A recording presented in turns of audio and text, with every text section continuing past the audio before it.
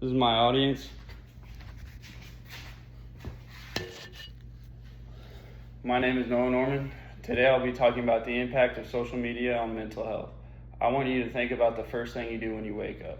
For a lot of us, before we even get out of bed, we're already on our phones, Instagram, TikTok, Snapchat, just scrolling. It feels normal, but what we don't always think about is how constant scrolling actually affects our mental health. Today I'm going to talk about how social media impacts mental health, especially for teens and young adults. I'll cover 3 main points. First, how social media encourages constant comparison. Second, how it contributes to anxiety and depression. And third, what we can actually do to reduce negative effects. Let's start with comparison. Social media encourages unhealthy comparison. One big problem with social media is that people only post the best versions of themselves. When you see perfect pictures, nice bodies, money, vacations, and people always having fun, what you don't see are the bad days, stress, or the struggles.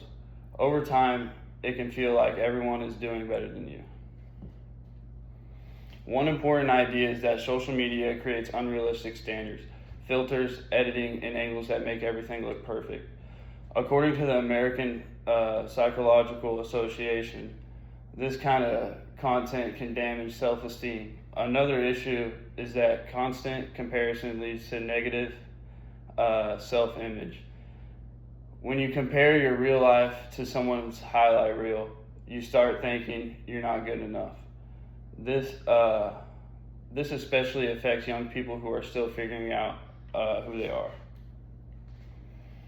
Now that we talked about comparisons, let's move on to mental health effects.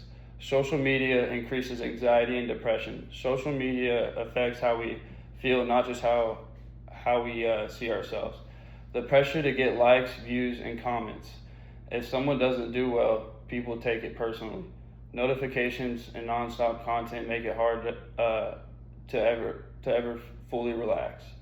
The Pew Research Center found that heavy social media use is linked to feeling anxious and overwhelmed. Another issue is loneliness and depression. Even though we're connected online, too much screen time replaces real life interaction. The National Institute of Mental Health explains that this can actually increase isolation. Now let's talk about some solutions. There are some ways to reduce the negative effects. Social media isn't the enemy, it's how we use it. One solution is limiting screen time. Even cutting back 30 minutes a day can reduce stress and anxiety. Another solution is controlling what you see. If accounts make you feel insecure or stressed, unfollowing them is okay. The Mayo Clinic recommends following positive, realistic content.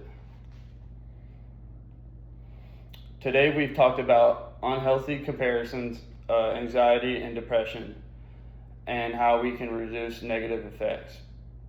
Social media is a big part of our lives, but it doesn't have to control our mental health. I encourage you to pay attention to how social media makes you feel and set boundaries when needed. Your mental health matters more than likes and followers. Thank you.